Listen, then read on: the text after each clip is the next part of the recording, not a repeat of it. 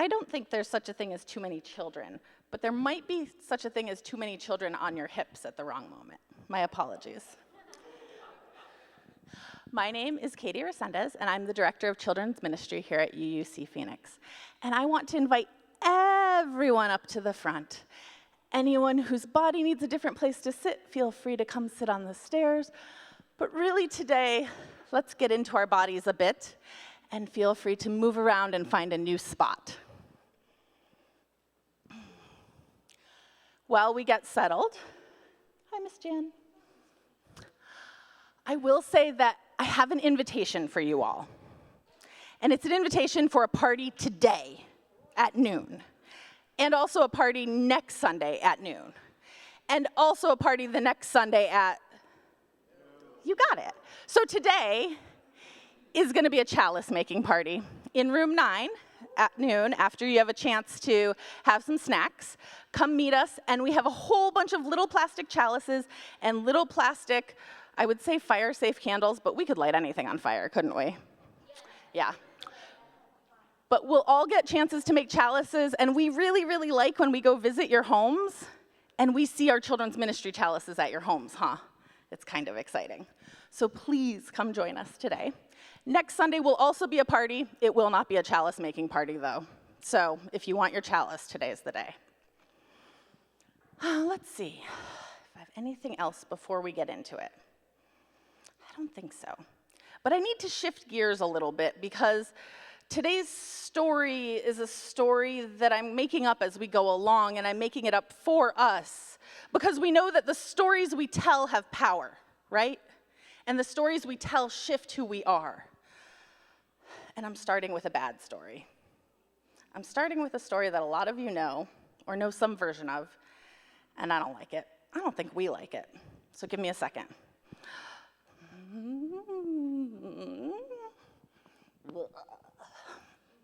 Okay. Inverted, cross midline, changed my perspective. I'm good.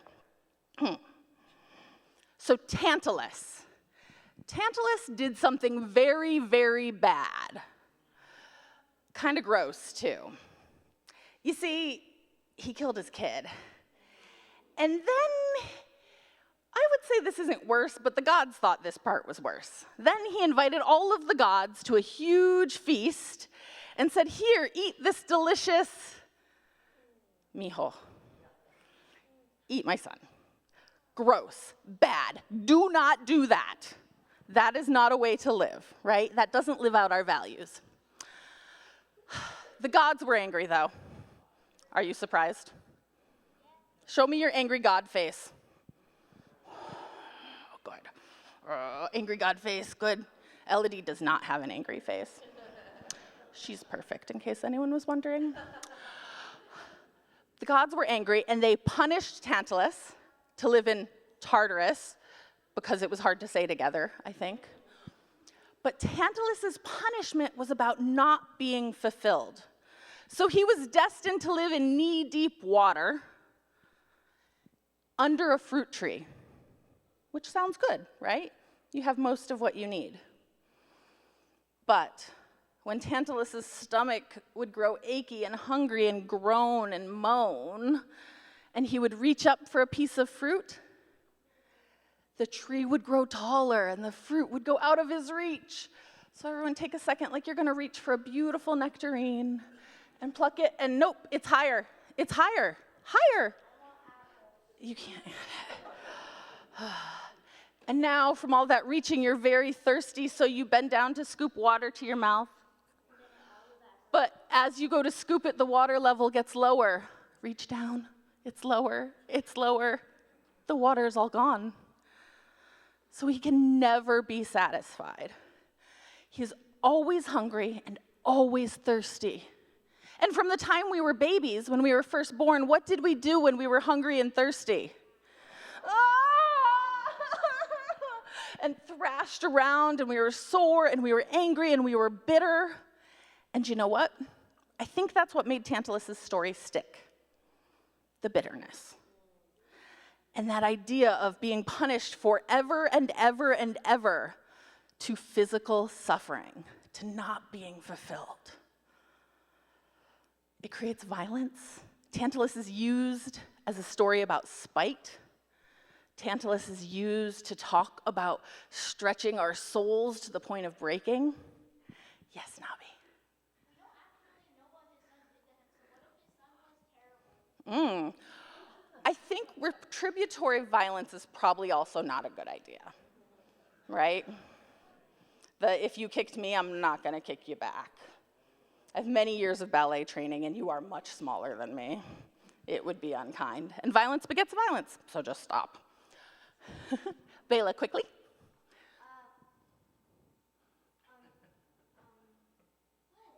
I'm waiting. It's similar to the story of Kronos and his children. Right, and also trying to feed the gods had a lot with feeding their children to other people. Yes. We're not gonna, we've ruled that out. That's a no. Okay, so I want to rescue Tantalus. What do y'all think? Let's save Tantalus. Okay, so who could save Tantalus? I thought of Zeus, the sky god, could come in and change everything, right? With a bolt of lightning. Can you show me a bolt of lightning? Yeah, Tantalus is standing in water. That's not gonna work, and Zeus is super, super vengeful and kind of mean. So not Zeus. Then I thought of love, and I thought of Aphrodite, who falls in love with everyone and wants to spare everyone until they tick her off, or someone else calls them pretty. So if anyone ever called Tantalus handsome, Aphrodite's out. Sorry. Okay, what about Hera? Hera has lots of power and some wisdom. Why not Hera? Why isn't she a good fit? Because most of the gods would still be angry at Tantalus because in the death frowned upon. Yes, and Hera particularly can hold a grudge, right? She's really well known for holding a grudge, so not Hera. Or your son. Yeah, that's all bad. Oh, yeah, and Tantalus had betrayed family. You're right. Okay, so what about Dionysus? Dionysus is all about eating and drinking, right? Too crazy and too creepy. I would say too wild and a little creepy, right? Imagine Tantalus is suddenly taken by the spirit of Dionysus. So you've been stretching and reaching and stretching and reaching, and now it's eat it all, do whatever you want. You still can't reach those things. So what do you end up doing? Have you ever thrashed around like that for more than 30 seconds? Have you ever thrashed around like that for a full 30 seconds? Let's try it. Ready? 1, 2, 3, go. I'm tired. 30. Anyone feeling unbalanced? Anyone feeling tired? A little wild? Okay, maybe Dionysus isn't the right choice, but I feel like we're getting close. Tantalus has a need in his stomach and his throat and his skin. Eros. Eros is this figure that we're told forces people to fall in love with one another. But there's another part of Eros that I think is more important. And or Eros, yes, the flaming touch. The flaming touch, and this idea that Eros could brush against you and you would feel deep, intense love and pleasure and desire and fulfillment. This idea that touching skin to skin from one person to another, may I, can fulfill you. This is amazing. So imagine Eros comes in to the suffering Tantalus, and then what would happen? Where does our story go? Nabi. The question is, where would the story go once Eros swept in? So maybe Tantalus wouldn't be.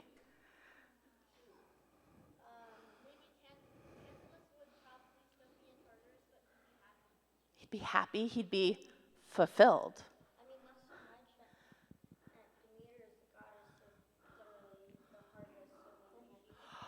So maybe Eros could help Demeter come and feed Tantalus. Has anyone here ever been familiar with Eros? Maybe had a run-in their own lives? Some love? some lust, some deep feel.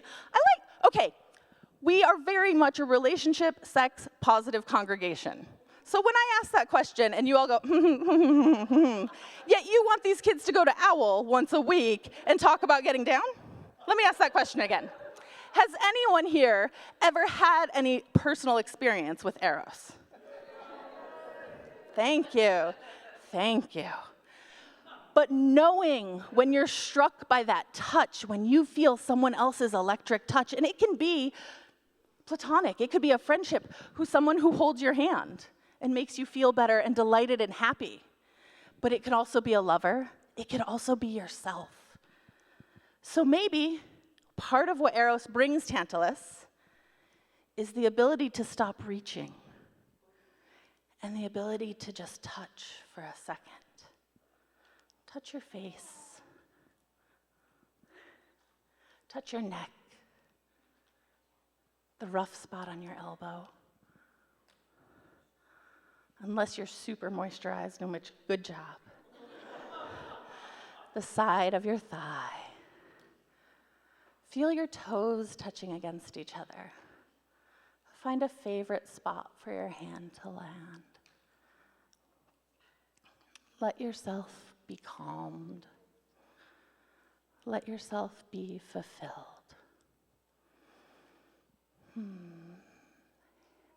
Good. Yeah. There. Thank you. Can you imagine suffering for your entire life because you couldn't get the thing you were reaching for, and then to realize that you had tools to comfort yourself? And taking that step to comfort yourself and soothe yourself so that you could call out to Demeter and say, hey, lady, it's been millions of years, I'm real hungry. What can we do about this?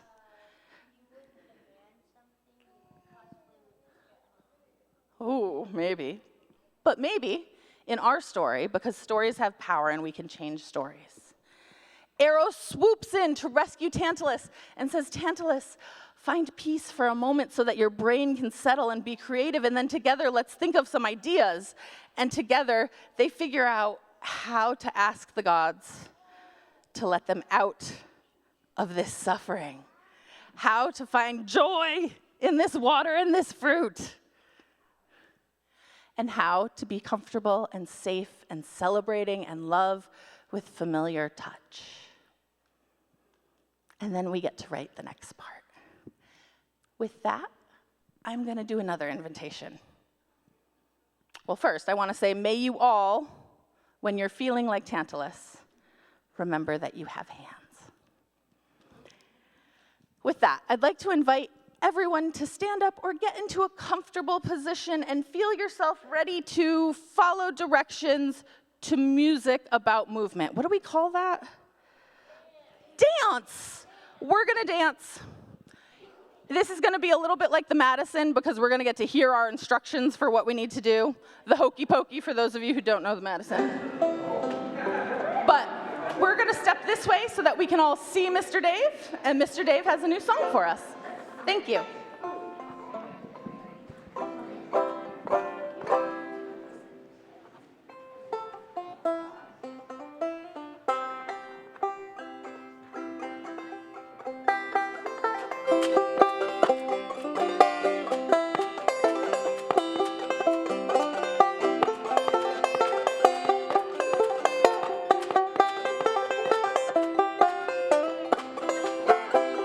We've been talking all day long, now let's dance. I think we know right from wrong, now let's dance.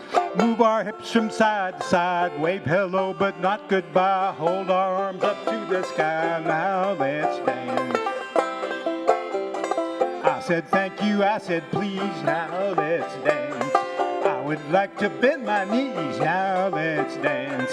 Twirl and whirl and rock around, jump it up and bend it down, wobble like a circus clown, now let's dance. I can hear the drummers drumming. Now let's dance. Time we should be starting something. Now let's dance. Sax and trumpet have been blowing. Now the rooster won't stop crowing. Party's where we should be going. Now let's dance. Dance around a little.